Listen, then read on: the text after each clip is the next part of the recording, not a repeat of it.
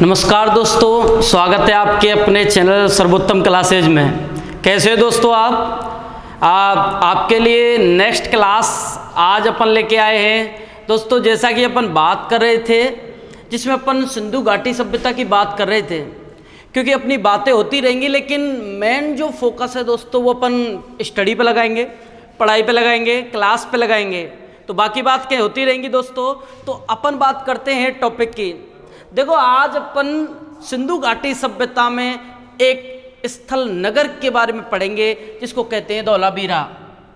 पहले मैं आपको बता दूं दोस्तों, जो सिंधु घाटी सभ्यता है वो अपना टॉपिक चल रहा है। इस टॉपिक में अपने कई नगर हैं जिनकी अपने स्टडी की है पिछली क्लासों में, उनको देखना दोस्तों। अब उससे आगे चलते हैं तो हमारा एक नगर पड़ता है धौलावीरा। अब धौलावीरा के बारे में अपन थोड़ी जानकारी लेते हैं। देखो दोस्तों, इस धौलावीरा के बारे में अगर पढ़ते हैं तो कुछ चीज़ें हैं जो आपको क्लियर करनी है। सबसे पहले धौलावीरा नगर कहाँ पड़ता है प्रेजेंट में।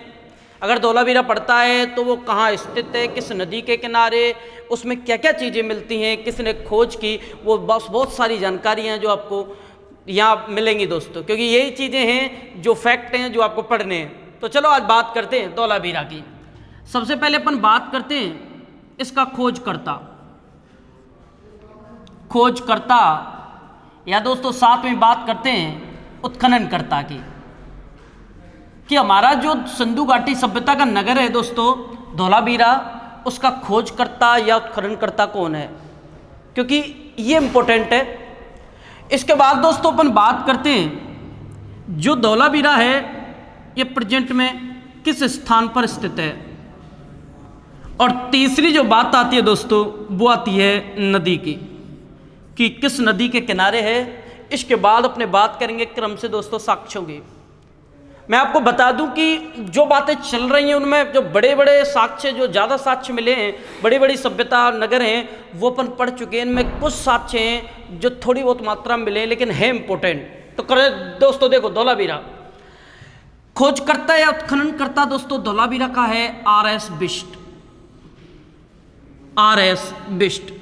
ये आर.एस. बिष्ट बड़ा ही काम का आदमी है। ये कई नगरों में आपको इसको मिलेगा, इसका नाम आर.एस. बिष्ट का। जो शोधकर्ता आर.एस. बिष्ट, अगर इसका पूरा नाम देखें तो दोस्तों रा से बनता है रविंद्र और एस से बनता है सिंह, यानी पूरा नाम हो गया रविंद्र सिंह बिष्ट के द्वारा धौलावीरा नाम के नगर की खोज की गई थी, इसकी खुदाई की गई दोस्तों। प्रेजेंट में धौलावीरा है कच्छ गुजरात में। तो धौलावीरा की स्थिति प्रेजेंट में अपन कहाँ पढ़ते हैं, कच्छ गुजरात में, यानी भारत में। तो सिंधु घाटी सभ्यता के जितने नगर खोजे गए हैं उनमें सबसे ज़्यादा नगर भारत में कहाँ खोजे गए हैं, गुजरात में। नदी की बात करें दोस्तों तो नदी मिलती है, ये जो नदी है वो है मनहर नदी के किनारे। मनहर नदी के किनारे हमारा एक नगर विकसित हुआ धौलावीरा, जिसकी अपन बात कर रहे हैं। और दोस्तों धौलावीरा में अपन पढ़ते हैं साक्ष्य। बस ये फैक्ट है आपको याद करने हैं कि धौलावीरा की खोज रविंद्र सिंह बिष्ट के द्वारा कच्छ गुजरात में की गई और किस नदी के किनारे की गई, मनहर नदी के किनारे। इन चीज़ों की बात होने के बाद दोस्तों अपन बात आती है कि खुदाई में हमें क्या क्या मिला, जिनको अपन क्या नाम देंगे, साक्ष्य। कि धौलावीरा नगर से सिंधु घाटी सभ्यता के अंतर्गत किस किस चीज़ की खुदाई हुई, क्या क्या यहाँ से साक्ष्य मिले। तो खुदाई करवाते और खुदाई के बाद हमें जो जो चीज़ें मिली उनमें से सबसे पहले यहाँ स्तर मिले। स्तर जैसे कह सकते हैं क्रमिक विकास के। पहले कच्चे मृतभांड मिले, या कह सकते हैं उन रंगहीन मिले, फिर उन पर रंग किया गया, या फिर यह कह सकते हैं उनको क्रम से उनके विकास का एक क्रम दिखाया गया इसमें। तो एक क्रमिक विकास को एक संज्ञा दी गई है, एक नाम दिया गया है धौलावीरा में, कि यहाँ देखा कि चीज़ों का धीरे धीरे डेवलपमेंट दिखाया गया है और जिनको 1000 वर्षों का क्रमिक विकास दिखाया गया मिलता है। यहाँ से 1000 वर्षों का क्रमिक विकास। अब मुझे बताओ, क्वेश्चन आता है कि सिंधु घाटी सभ्यता का वो नगर जहाँ से 1000 वर्षों का क्रमिक विकास का साक्ष्य मिला, वो कौन सा आंसर जाएगा दोस्तों? धोलावीरा। राइट आंसर देना है। जब भी आंसर क्वेश्चन आए 1000 वर्षों का क्रमिक विकास हमें कहां से मिला? धोलावीरा से। दूसरी अगर बात करें दोस्तों तो मेन जो फैक्ट है वो देखना, यहां जलाशय जानते हो दोस्तों? जलाशय ये कुंड होते हैं ना जिनमें पानी को संग्रहित रखते हैं अपने दैनिक यूज के लिए। तो पहले क्या होता था, ये लोग कृषि करते थे, खेती बाड़ी करते थे, तो ये विशेष जलाशय बना लेते थे, कुंड टाइप में गड्ढे कर लेते थे और उनमें बरसात का पानी इकट्ठा रहता था, या कह सकते हैं नदी नालों से पानी को इकट्ठा कर लेते थे और उसको दैनिक यूज में, जिसमें सिंचाई कह सकते हैं, पेयजल के लिए कह सकते हैं, उनको यूज किया जाता था। लेकिन उन गड्ढों की एक विशेषता थी, वो मानव के द्वारा मानव निर्मित गड्ढे थे जिन्हें बाद में जलाशयों की संज्ञा दे दी गई थी, जिनमें जल को संग्रहित किया जाता था। तो मानव द्वारा अगर कोई चीज़ बनाई जाती है तो उसको नाम देते हैं दोस्तों कृत्रिम, यानी मानव द्वारा निर्मित जगह कौन सी हो जाएगी? कृत्रिम। और एक कहते हैं कृत्रिम जलाशय मिले, कृत्रिम जलाशय मिले। मैंने अभी तक जितने नगर पढ़ाए उनमें जलाशय की बात ही नहीं की। मैंने जलाशय की अगर कहीं बात की तो धौलावीरा में, कि कृत्रिम जलाशय कहाँ मिले, तो कृत्रिम जलाशयों के साक्ष्य मिले दोस्तों धौलावीरा से, जिनमें इनकी संख्या बताई गई है पूरी 16, यानी 16 कृत्रिम जलाशय कहाँ से मिले? धौलावीरा से। अब आप भी जानते हो कहीं जल संग्रहित करते हैं, तो जल संग्रहित करते हैं तो कभी गंदगी आ जाती है पानी में, तो पानी की गंदे पानी को निकालने के लिए भी उत्तम व्यवस्था होती है, या उसे शुद्ध जल को इकट्ठा करने की व्यवस्था रहती है। तो इस चीज को जल का प्रबंधन कहते हैं, गंदे पानी को निकालना और शुद्ध पानी को इकट्ठा रखना, इसको कहते हैं जल प्रबंधन। तो दोस्तों अपन बात कर रहे थे कि कृत्रिम जलाशय मिले। यहाँ अपन जो जलाशय हैं उन जलाशयों में एक व्यवस्था और होती है दोस्तों, कि शुद्ध जल को तो संग्रहित रखना और जो अशुद्ध जल है, गंदा जल है, उसको निकालना। तो इनके संग्रहित और उनके निवारण के लिए, निकालने के लिए एक व्यवस्था करते हैं जिसको कहते हैं प्रबंधन। तो क्या मैं कह सकता हूं जब जलाशय यहां मिले थे तो यहाँ जल प्रबंधन की भी उत्तम व्यवस्था थी। तो साक्ष्यों की बात करें अपन धौलावीरा में तो अपन यहाँ कह सकते हैं जल प्रबंधन, जल प्रबंधन की उत्तम व्यवस्था थी दोस्तों। जल प्रबंधन की उत्तम व्यवस्था थी जो कहां से मिली है? धौलावीरा से। अब देखो जलाशय मिले और जल प्रबंधन की उत्तम व्यवस्था है, तो कोई ऐसा नगर मैंने नहीं बताया कि जहां जलाशय मिले हों, केवल धौलावीरा है। तो दोस्तों क्या मैं कह सकता हूं कि जलाशयों का एकमात्र नगर किसको कहा गया है? धौलावीरा को। जलाशय यहीं से मिले हैं तो इसको एक संज्ञा दे दी दोस्तों, जलाशयों का नगर। तो सिंधु घाटी सभ्यता में जलाशयों का नगर अपन किसको कहेंगे दोस्तों? धौलावीरा को कहा गया, जलाशयों का नगर कहा गया। चलो ये भी अपना हो गया, एक दूसरे से चीजें जुड़ी हुई हैं। अब जो इसमें एक फैक्ट आएगा धौलावीरा को लेकर, तो वो आएगा दोस्तों, जो धौलावीरा है यहां से यहां स्टेडियम जहां अपन खेलते हैं, गेम्स वगैरह होते हैं, वो स्टेडियम, यानी धौलावीरा से स्टेडियम का साक्ष्य मिला। अब सीधे आपका एक क्वेश्चन बनेगा कि सिंधु घाटी सभ्यता में हमारे स्टेडियम की जानकारी या स्टेडियम के साक्ष्य दोस्तों में कहां से मिलते हैं? तो धौलावीरा से अपने को स्टेडियम के साक्ष्य मिलते हैं। चलो फिर भी आपको चेंजमेंट हो जाए और स्टेडियम ऑप्शन में ना होकर यहां आ जाए क्रीड़ागृह, कि बताइए सिंधु घाटी सभ्यता का वो नगर जहां क्रीड़ागृह मिला। तो दोस्तों क्रीड़ा यानी खेलना, गृह यानी खेलने का घर, तो वही हो गया स्टेडियम को हो या क्रीड़ागृह को। तो स्टेडियम और क्रीड़ागृह दोनों ही कहाँ स्थित हैं दोस्तों? धौलावीरा में। तो दोस्तों बहुत ही इंपॉर्टेंट बात है, आगे देखते हैं। क्रीड़ागृह या स्टेडियम के अलावा जो हमें दोस्तों सिंधु घाटी सभ्यता के धौलावीरा से मिला है, उसमें एक आता है दोस्तों सूचना पट। सूचना पट या इसी को कहते हैं दोस्तों notice board. Notice board, notice board. देखना विशेष ध्यान दो, सूचना पट या नोटिस बोर्ड, यानी कोई भी इंफॉर्मेशन लगाने के लिए, इंफॉर्मेशन देने के लिए नोटिस बोर्ड होता था और उस पर अपन सूचना लिखते थे जो भी इंफॉर्मेशन होती थी। तो प्राचीन समय में धोलावीरा जो सिंधु घाटी सभ्यता का नगर था, वहाँ से सूचना पट के साक्ष्य मिले। लेकिन कई बार आ जाता है कि सूचना पट काय का बनाया हुआ होता। दोस्तों जैसा कि अपन पढ़ेंगे अभी कि जो सिंधु घाटी सभ्यता के लोग थे इतने प्राचीन थे, जो लोहे से प्लास्टिक से इनसे परिचित नहीं थे। तो ये जो सूचना पट था दोस्तों, ये कहते हैं पत्थर, और पत्थर पर की गई थी पॉलिश,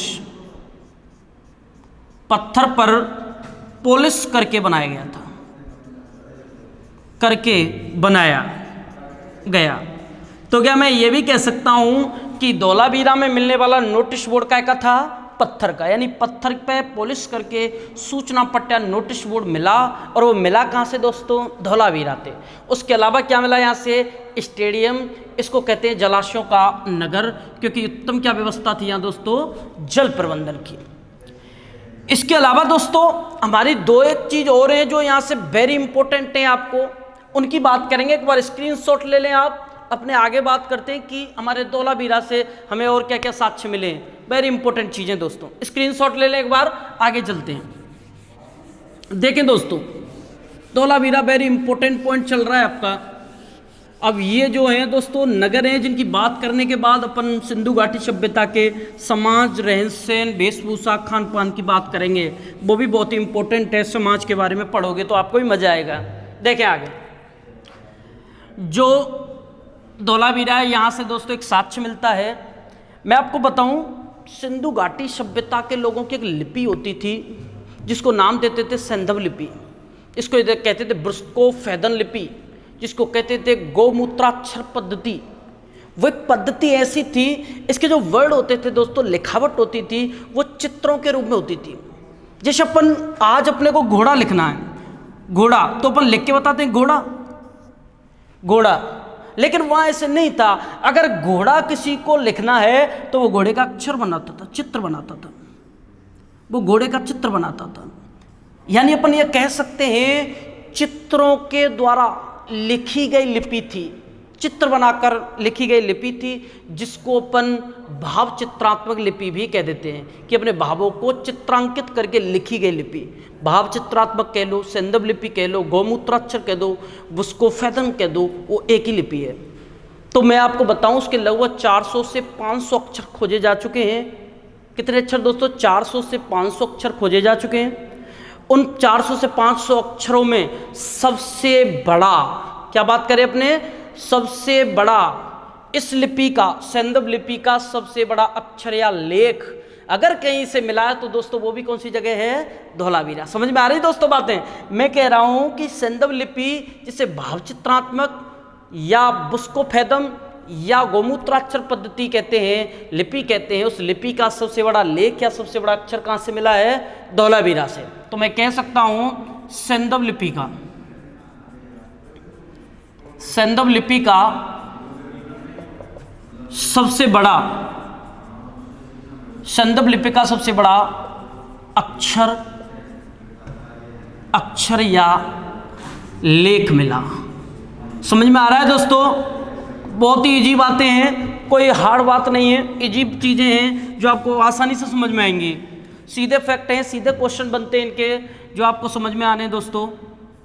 इसके बाद मैं आपको इंपॉर्टेंट चीज बताता हूँ कि धोलावीरा से इंपॉर्टेंट जो अन्य जगहों से धोलावीरा को अलग करता है, या सिंधु घाटी सभ्यता के जितने नगर या स्थल हैं उनमें धोलावीरा को अलग करता है एक साक्ष्य, जिसकी अपन बात करेंगे। देखो मैं बात ले लेते हैं संपूर्ण सिंधु सभ्यता को, जितने भी नगर हैं, संपूर्ण सिंधु सभ्यता के जितने भी नगर हैं उनमें एक व्यवस्था बताई गई है। उस व्यवस्था को देखना, मैं दो यहाँ आकृति ले लेता हूँ। एक तो ये हो गई दोस्तों, और एक ले लेते हैं यहां।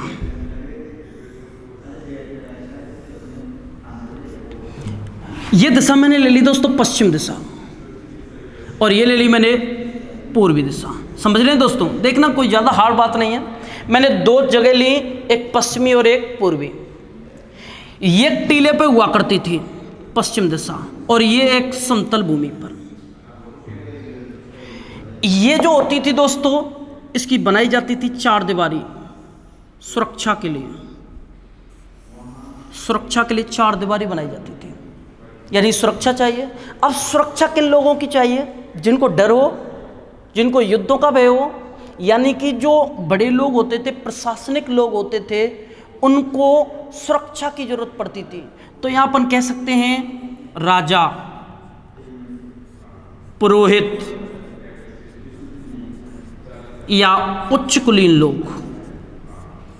या उच्च कुलीन लोग, उनकी रहने की व्यवस्था पश्चिमी स्थित जगह पर की जाती थी। यानी पश्चिम दिशा में एक टीला बनाया जाता था, उस टीले की चार दीवारी कर देते थे, और चार दीवारी करने से ये इसका नाम हो जाता था इसका दुर्गीकरण करना। यानी पश्चिम दिशा का टीला था, उस टीले का दुर्गीकरण किया जाता था। उसमें रहने की व्यवस्था होती थी राजा की, पुरोहित की या उच्च कुलीन लोगों की, इनकी व्यवस्था होती थी। यानी इसमें पश्चिम दिशा में रहेंगे।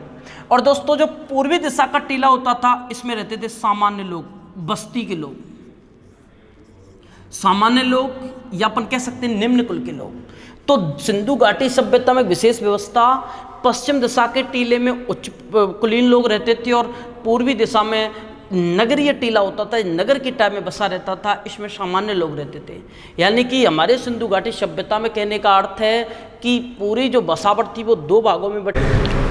तो दोस्तों आप इसका स्क्रीनशॉट ले लें धौलावीरा का, अपने आगे बात करते। बस इसमें जो आपको ध्यान देना है, इसमें ध्यान देना है कि पूरी सिंधु घाटी सभ्यता में दो टीले मिलते हैं, एक पश्चिम एक पूर्व में। पश्चिम जो है उसमें उच्च कुलीन लोग रहते हैं, तो उसकी चार दीवारी होती है, जिसे दुर्गीकृत कहते हैं सुरक्षा के लिए। लेकिन धौलावीरा में एक विशेष अपवाद है, और वो अपवाद क्या है दोस्तों? इसमें एक अलग से इन दोनों के बीच एक मध्य टीला भी मिलता है। संपूर्ण सिंधु घाटी सभ्यता में अगर आप देखोगे तो संपूर्ण सिंधु घाटी सभ्यता में दो ही भागों में नगर बटे मिलते हैं, लेकिन हमारा जो धौलावीरा है दोस्तों, उसके जो नगर हैं वो तीन स्तरों में बटे हैं, पश्चिम का, पूर्व का और मध्य का। और दोस्तों अगर बात करें इस मध्य की, तो मध्य में क्या बताया जाता है? यहाँ सामान्य या निम्न कुल के लोग रहते हैं, बस्ती के, निम्न कुल के, या मैंने बताया उच्च कुल के। तो दोस्तों मध्य वाले में कौन रहता है? तो मध्य वाले का एक महत्व है, इनके जो सगे संबंधी होते हैं, इनके दोस्तों जो सगे संबंधी होते हैं, उनकी रहने की व्यवस्था जो होती है वो होती है मध्य भाग के टीले में। तो क्या मैं कह सकता हूं कि धौलावीरा अन्य सिंधु घाटी सभ्यता नगरों के अलावा तीन स्तरों में बटा रहता है, एकमात्र स्थल है जो तीन स्तरों में बटा है, पश्चिमी, पूर्वी और मध्य भाग। बाकी सभी जो नगर हैं वो दो ही भागों में बटे होते हैं। तो इनकी बात दोस्तों अपन आगे करेंगे, सामाजिक व्यवस्था पढ़ेंगे, नगरीय व्यवस्था पढ़ेंगे उसमें। तो एक धौलावीरा के लिए जो मोस्ट पॉइंट थे वो अपनी बात हो चुकी है दोस्तों। अब बात करते हैं आगे, एक नया नगर है दोस्तों चनूदड़ो, उसके बारे में बात करते हैं कि हमें वहाँ से क्या मिला। तो एक बार स्क्रीनशॉट ले लें और अपन आगे की बात करते हैं दोस्तों, क्योंकि ये बहुत ही इंपॉर्टेंट चीज़ें हैं, जो आपको फैक्टेबल चीज़ें हैं, जो आपको पढ़नी है दोस्तों, बहुत ही इंपॉर्टेंट चीज़ें हैं, और अपन फैक्ट टू फैक्ट अपने पॉइंट की बात करेंगे। देखें आगे, ये हमारी बात हो जाती है दोस्तों धौलावीरा को लेकर। और अब मैं आपको बताने जा रहा हूँ दोस्तों और भी इंपॉर्टेंट जगह है एक चनूदड़ो। देखो चनूदड़ो, मैंने यहाँ लिखा सिंधु घाटी सभ्यता का एक नगर और है दोस्तों चनूदड़ो। चनूदड़ो कुछ फैक्ट हैं जो हमें पहले सबसे पहले पढ़ने होते हैं, जिनमें मैं बात करूं कि चनूदड़ो खोजकर्ता। लेकिन दोस्तों इसमें एक अलग से बात है, इसका उत्खननकर्ता अलग था, उत्खननकर्ता, दोनों अलग अलग पढ़ेंगे। इसके बाद अगर अपन पढ़ेंगे कि प्रेजेंट में स्थित है तो स्थान, और एक पढ़ेंगे दोस्तों इसकी नदी कि किस नदी के किनारे स्थित है। चनूदड़ो की बात करें तो दोस्तों चनूदड़ो की अगर बात करते हैं तो इसका खोज करता है दोस्तों गोपाल मजूमदार। कोई ज़्यादा हार्ड बात नहीं दोस्तों, बहुत ही इजी वे में पढ़ेंगे अपन, जिसकी अपन बात करें मजूमदार। तो चनूदड़ो जो जगह है उसका खोज करता है गोपाल मजूमदार। हम बात करें दोस्तों उत्खननकर्ता की, बहुत ही नॉर्मल बातें हैं। उत्खननकर्ता इसका है अर्नेस्ट मेके नाम का व्यक्ति है, अर्नेस्ट मेके। मुझे बताओ, हमने दो शोधकर्ताओं के नाम पढ़े अपने चनूदड़ो को लेकर, एक तो गोपाल मजूमदार जो इसकी खोज करता है, और एक उत्खनन करता है दोस्तों अर्नेस्ट मेके। इन दोनों के संयोग से हमें किस नगर के बारे में पता चलता है? चनूदड़ो। अब हमें फैक्ट पढ़ना है कि चनूदड़ो स्थित कहाँ है प्रेजेंट में। तो दोस्तों प्रेजेंट में जो चनूदड़ो वो स्थित है सिंध में, और आप जानते हो सिंध स्थित है पाकिस्तान में। और पाकिस्तान को तो आप अच्छे से जानते हो, पाकिस्तान पड़ोसी देश है हमारा। पाकिस्तान भारत से ही बना है, भारत से अलग होकर बना है। तो पहले एक थे, तो उनमें एक जगह, एक प्रांत, एक राज्य है, स्टेट है सिंध। उस सिंध में पड़ता है कौन सी जगह दोस्तों? चनूदड़ो। और चनूदड़ो जो जगह है वो पड़ती है दोस्तों सिंधु नदी के किनारे, सिंधु नदी किनारे।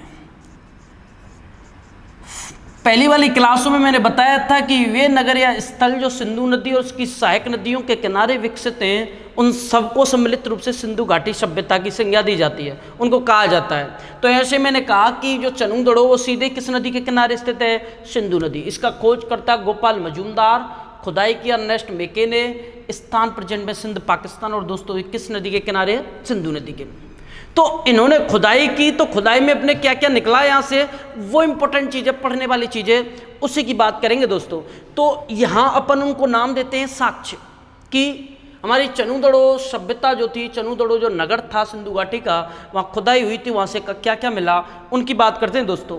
बस ये इंपॉर्टेंट चीज़ें हैं कि कहाँ है, किस नदी के किनारे है, किसने खोजा और किसने खुदाई की। तो अपन बात ध्यान देंगे अपने साक्ष्यों पर। देखें दोस्तों एक बार,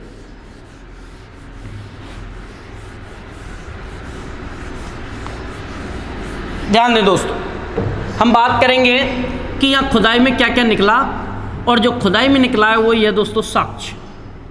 पहला फैक्ट, पॉइंट टू पॉइंट पढ़ेंगे, लाइन टू लाइन। मैं अगर बात करूं चनूदड़ो की, तो चनूदड़ो में सबसे पहला यहाँ तो समझ रहे दोस्तों, चनूदड़ो यहाँ से आप जानते हो वाट, जो अपने कुछ भी चीज़ सेल करते हैं या कुछ भी परचेस करते हैं, तो एक पहले आजकल तो लोहे के बनते वाट बनते हैं, जिन पर 1 किलो 2 किलो की माप होती है। ऐसे दोस्तों पहले लोहे का प्रचलन नहीं था, तो वहाँ पत्थर के बनते थे। और यहाँ बताया गया है कि जो चनूदड़ो जगह है, वहाँ यहाँ से वाट आप जानते हो बांट का काम होता है माप तोल का। क्या काम होगा दोस्तों? माप तोल का काम होता है इसका, माप तोल के लिए। तो चनूदड़ो से बांट और मोहरे जानते हो, ठप्पा लगाने के लिए, यानी यहां से चनूदड़ो से वाट और मोहरे निर्माण के कारखाने मिले, निर्माण के कारखाने मिले।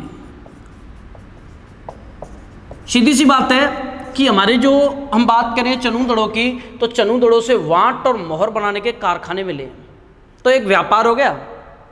यहीं से मैं अगर कहूं कि चनूदड़ो से मनके बनाने के कारखाने मिले, मनके बनाने के कारखाने मिले, यानी खुदाई करते गए और खुदाई में चीज़ों के साक्ष्य मिलते गए, शोध होती गई, तो यहाँ एक और चीज़ पाई गई कि यह एक कारखाना मिला जहाँ मनके बनाए जाते थे। क्योंकि ये विशेषतः आभूषण पहनने के शौकीन थे और आभूषण मोती के बनाए जाते थे। उन मोतियों में छिद्र करके मालाएं बनाकर, उनको कहते हैं मनके बनाकर, या मनकों के जो हार बनाए जाते थे, जो मालाएं बनाई जाती थी, उन उद्योगों को या उन कारखानों को कहते हैं मनके बनाने के कारखाने। तो मुझे बताओ मनके बनाने के कारखाने में कहाँ से मिले? चनूदड़ो से। लेकिन मैं यही एक चीज और जोड़ दूं, अन्य मनके बनाने के कारखाने, अन्य मनके बनाने के कारखाने। और दोस्तों अन्य मनके बनाने के कारखाने मिले हमें लोथल से। सीधी सी बात है कि चनूदड़ो और लोथल दोनों की बात करें तो दोनों से क्या मिले हमें? मनके बनाने के कारखाने। यही चनूदड़ो में दोस्तों एक कारखाना और मिला है, चूड़ी निर्माण, यानी महिलाएं आभूषण पहनती थी, सजावट का सामान जो भी था उनका वो यूज करते थे। तो चूड़ी निर्माण प्लस यानी कि चूड़ी के अलावा सीप निर्माण, चूड़ी निर्माण और सीप निर्माण के कारखाने भी मिले, कारखाने मिले। अब यहां से तो कई चीजें क्लियर हो रही है हमारी कि हमें बांट और मोहर यानी जो व्यापार में सबसे ज्यादा उपयुक्त हैं वो चीजें मिली। मन के बनाने के कारखाने यानी कि उद्योग धंधे चल रहे हैं यहाँ, चूड़ी निर्माण सीप निर्माण से ये धंधे चला रहे हैं, उद्योग कर रहे हैं, वर्क कर रहे हैं, यानी व्यापार कर रहे हैं। तो क्या मैं ये कह सकता हूं कि चनूदड़ो में इसके उद्योग धंधे, इसके उद्योग धंधे, इसके उद्योग धंधे, यानी कि उद्योग धंधों की अधिकता चनूदड़ो में मिली। तो इसको एक उपनाम दे दिया दोस्तों, औद्योगिक नगरी। सिंधु घाटी सभ्यता की इसको कहा जाता है औद्योगिक नगरी। बहुत ही सिंपल सी बात है दोस्तों, यहाँ सर्वाधिक ये चीजें मिल रही हैं तो इसको एक संज्ञा दे दी कि औद्योगिक नगरी, कि सिंधु घाटी सभ्यता की औद्योगिक नगरी। अपन किसको नाम देंगे दोस्तों? किसका नाम आएगा? चनूदड़ो को। लेकिन अगर मैं यही कह दूं आपसे व्यापारिक नगरी, सिंधु घाटी सभ्यता की व्यापारिक नगरी किसको कहते हैं? तो दोनों लगभग सेम पढ़ रहे हैं क्वेश्चन भाई, औद्योगिक नगरी, व्यापारिक नगरी। अब दोनों को अलग अलग नाम देंगे तो मैंने यहां तो बताया उद्योग धंधों के कारण औद्योगिक नगरी, लेकिन दोस्तों जो व्यापारिक नगरी है इसको भी संज्ञा दी गई थी। मैंने एक जगह का नाम लिया था लोथल। लोथल को मैंने एक बंदरगाह बताया था, यहाँ डॉकयार्ड मिला और एक विशेष आकृति बनकर मिली जिसमें पानी के जहाज या खड़े होने की या उनके ठहरने की व्यवस्था होती थी, जहाँ से समुद्री व्यापार करते थे। ये गोदीबाड़ा डॉकयार्ड मिला था और वहाँ से मैंने बताया था कि मेसोपोटामिया की मोहरें मिली जिनसे हमें समुद्री व्यापार की हमें जानकारी मिलती है। तो उद्योग धंधों के कारण तो इसकी संज्ञा है औद्योगिक नगरी, लेकिन व्यापार सर्वाधिक होता था इस बंदरगाह से, लोथल से, तो इसको व्यापारिक नगरी का अपन नाम देंगे लोथल को। दोस्तों आपको चीजें क्लियर हो रही होंगी, क्योंकि औद्योगिक नगरी अपनी चनूदड़ो हो जाती है और व्यापारिक नगरी कौन सी हो जाती है दोस्तों? लोथल। तो बहुत सारी चीजें जो चनूदड़ो के बारे में अभी अपने को पढ़नी है दोस्तों, एक बार आप स्क्रीनशॉट ले लें। बहुत ही नॉर्मल चीजें हैं जो आसानी से आपको समझ में आएंगी। एक बार स्क्रीनशॉट ले लें, अपन आगे की बात करते हैं दोस्तों कि चनूदड़ो से और भी क्या क्या चीजें मिलती हैं अपनी। देखें दोस्तों, बहुत ही इंपॉर्टेंट चीज चल रही है, इनको आप दोस्तों ग्रहण करते जाएं, बहुत ही आराम से आपको समझाई जा रही हैं। देखें दोस्तों, अपन बात करें चनूदड़ो को लेकर, तो चनूदड़ो में और भी कुछ चीज़ें मिली होंगी जिनमें अपन, जैसे कि अपन क्या बात करते हैं दोस्तों। देखो, बात अपन वही साक्ष्यों की कर रहे हैं कि चनूदड़ो से और क्या मिला।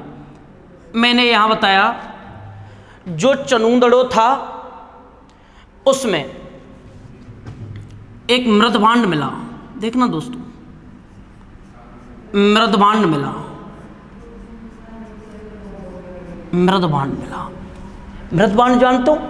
मृदभांड अपन कह सकते हैं दोस्तों मिट्टी के बर्तन, मिट्टी के बर्तन। कुछ भी कठिन नहीं है, कुछ भी हार्ड नहीं है। मैंने कहा यहाँ एक मृदभांड मिला और मृदभांड कहते हैं मिट्टी का बर्तन दोस्तों, वर्तमान नहीं बर्तन, ये हो गया। अब मैंने कहा ये जो मृदभांड था पहले क्या था दोस्तों?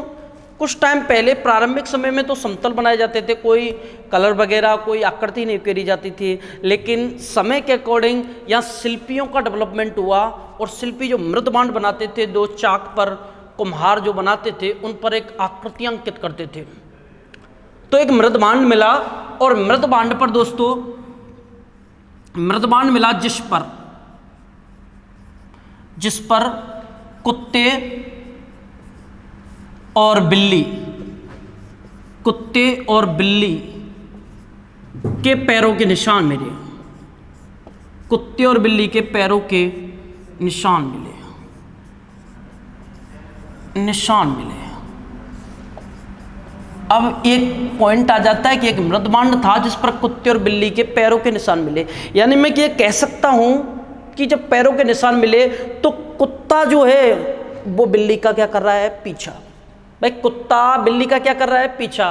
तो कुत्ते द्वारा बिल्ली का पीछा करते हुए चित्र मिला, तो कहां से बताएंगे अपन दोस्तों, चनुदड़ों से। और ये काय पे मिला, मृदमांड। तो मृदमांड क्या है, मिट्टी के बर्तन। ठीक है दोस्तों, आगे चलते। देखो इसके बाद एक मुद्रा मिली, मुद्रा मिली। और दोस्तों इस मुद्रा की एक विशेषता है, मैंने यहां मृदमांड मिला और यहां क्या मिली, मुद्रा मिली, जिस पर देखना मुद्रा मिली जिस पर 3 घड़ियाल पानी में मिलते हैं ना, घड़ियाल। तो एक मुद्रा मिली जिस पर 3 घड़ियाल और 2 मछली का अंकन मिला, मछली का अंकन मिला। यानी हमने अपनी ओर से कुछ नहीं जोड़ा, जो भी चीजें वो खुदाई में मिलती जा रही हैं और हम उनका ही विस्तार से वर्णन करते जा रहे हैं कि क्या क्या चीजें मिली। तो हमने बताया कि मुद्रा मिली जिस पर दोस्तों 3 घड़ियाल और 2 क्या मिलती हैं, मछली। यानी कि ये घड़ियाल और मछली से भी परिचित थे, यानी समुद्र का व्यापार होता था, जलीय भाग में इन चीजों का देखा गया था। अगर चनूदड़ों की बात करें दोस्तों तो यहां मिट्टी की, क्या की दोस्तों, मिट्टी की पाइपलाइन, मिट्टी की पाइपलाइन मिली। यानी मैंने कहा कि जो चनूदड़ों है वहां से मिट्टी की क्या मिली है दोस्तों, पाइपलाइन मिली है।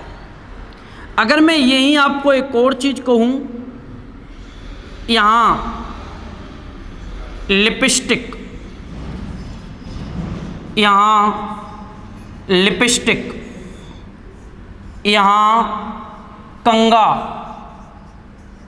यहाँ उस्तरा आदि मिले, आदि मिले।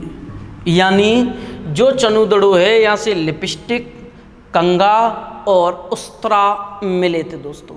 यानी मैं ये कह सकता हूँ कि जो चनूदड़ों था उसमें सारी चीज़ें हैं जो मिलती हैं। और चनूदड़ों दोस्तों इसके लिए इम्पोर्टेंट पॉइंट है, मृदमांड जिसमें कुत्ते द्वारा बिल्ली का क्या किया जा रहा है, पीछा। मुद्रा जिस पर 3 घड़ियाल और 2 क्या मिली दोस्तों, मछली। यहाँ मिट्टी की पाइपलाइन मिली और लिपस्टिक, कंगा, उस्तरा आदि के यहाँ खुदाई में साक्ष्य मिले, यानी यहाँ ये चीज़ें मिली हैं। तो ये दोस्तों चनूदड़ों के बारे में बात होती है, जो अपने फैक्ट हैं वो चनूदड़ों के बारे में आ जाते हैं। और चनूदड़ों के बाद दोस्तों आता है, एक पॉइंट आता है वनवाली, और वनवाली के बारे में अपन बात करेंगे।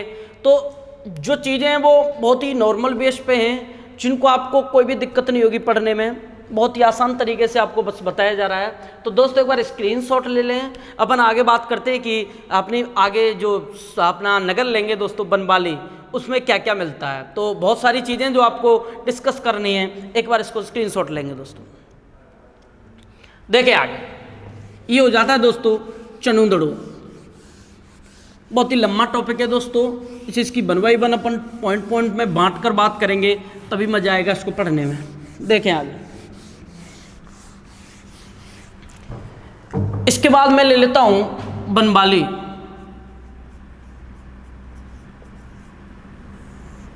वनवाली कुछ नहीं है दोस्तों, इजी वे में आपको समझ में आएगा।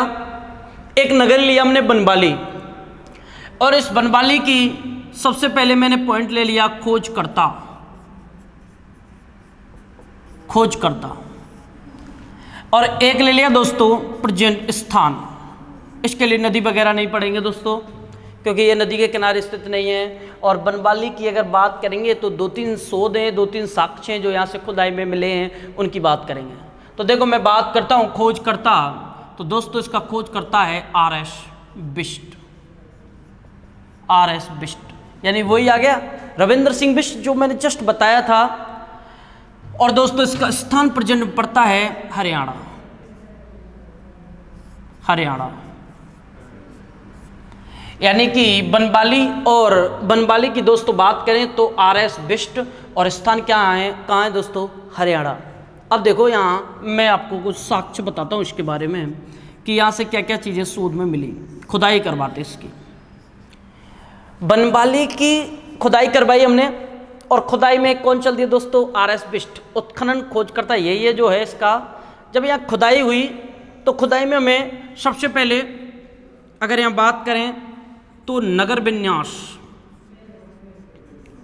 जो दोस्तों नगर विन्यास है शतरंज के समान मिला,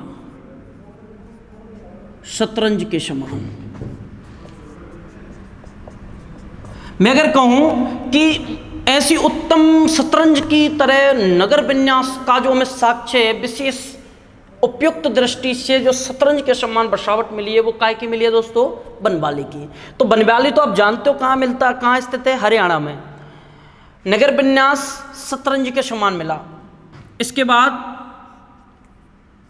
एकमात्र स्थल, इनकी सड़कें देखना दोस्तों, इनकी सड़कें मैं यहां बता देता हूं आपको कि सिंधु घाटी सभ्यता में सड़कों का क्रम क्या होता था। ये मान ली सड़कें, मुख्य मार्ग, ये दूसरा मुख्य मार्ग जिसको क्रॉस कर रहा है, ये अगला मुख्य मार्ग जिसको क्रॉस कर रहा है, कनेक्टर। तो दोस्तों जैसे बनबाली की बात करें, मैंने बताया इनकी सड़कें समकोण पर नहीं काटती। अब समकोण पर नहीं काटती तो होता क्या है इनमें, क्योंकि संपूर्ण सिंधु घाटी सभ्यता की जो सड़कें हैं वो समकोण पर काटती हैं। तो मैं आपको यहाँ बताता हूँ एक बार, जो पूरी सिंधु सभ्यता की जो सड़कें हैं वो कैसे काटती हैं। ये सड़कें, ये अन्य सड़क, ऐसे करके ये अन्य सड़क ये बन गई। इनका विशेष जो डायग्राम है, विशेष बसावट है वो ऐसे है, यानी कि एक सड़क मुख्य सड़क को समकोण पर काटती है।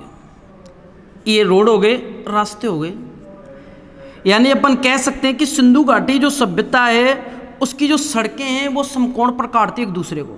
ऐसे अपन पूरा ले लेते हैं, समकोण पर काट रही हैं।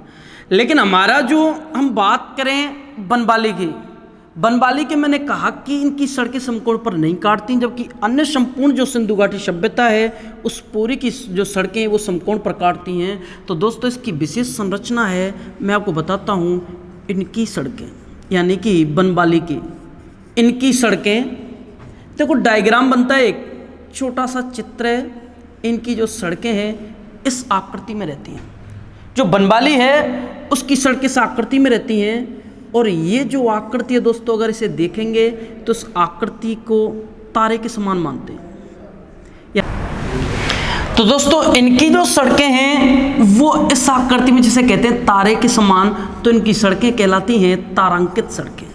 तो मैं अगर क्वेश्चन बनाता हूं कि बनबाली में या तारांकित सड़कें सिंधु घाटी सभ्यता के किस नगर में मिली, तो दोस्तों वो बन जाएगा अपना बनबाली।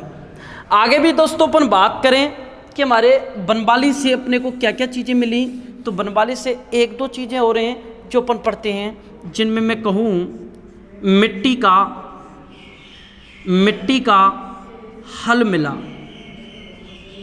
और ये जो हल है ये मिला खिलौने के रूप में, खिलौने या खिलौना, यानी मिट्टी का एक हल खिलौने के रूप में मिला। तो एक हल खिलौना मिला, वो भी काय का मिला, मिट्टी का। इसमें दोस्तों उत्तम किस्म का जौ मिला, उत्तम किस्म का जौ मिला। और ये जो उत्तम किस्म का जौ है दोस्तों ये कहाँ से मिलता है, बनबाली से। ज़्यादा कुछ चीज़ें नहीं है बनबाली में, जो विशेष चीज़ है कि इनका विन्यास शतरंज के समानता, शतरंज अपन कह सकते हैं। ऐसे करके एक डायग्राम बना मिलता है विन्यास में। ओनली ये घरों की बसावट के टाइप पे घरों की बसावट है जो समकोण पर बनाई गई थी, यानी कि इसकी जो संरचना है घरों की वो ऐसे एक शतरंज के बोर्ड के समान स्थित थी, इसलिए इसकी व्यवस्था कहलाती है शतरंज के समान। और यहाँ उत्तम किस्म की जौ की नस्ल मिली, मिट्टी का हल्का खिलौना मिला, सड़कें तारांकित मिली और दोस्तों लेकिन समकोण पर सड़कें नहीं काटती थी। तो दोस्तों बात हो जाती है बनमाली की। आगे बात करेंगे अपन नेक्स्ट क्लास में, तो आप विशेषतः इनको पढ़ें, स्टडी करें, आपके लिए बहुत ज़्यादा यूजफुल है। और बने रहें हमारे चैनल के साथ और ज़्यादा से ज़्यादा दोस्तों क्लासों को शेयर करें, सब्सक्राइब करें। धन्यवाद दोस्तों।